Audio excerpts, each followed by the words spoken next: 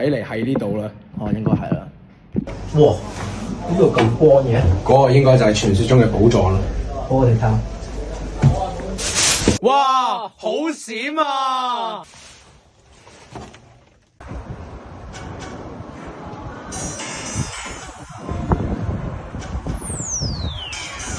霓虹燈下嘅4點鐘，係香港街頭嘅傳統，準備迎接九龍塘嘅風，將呢啲美好帶回家中。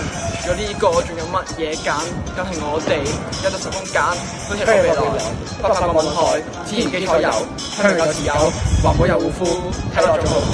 普通蠟燭冇乜新意，香港蠟燭小巧精緻，純大豆蠟，天然無添加，安心神，陰面放鬆吧。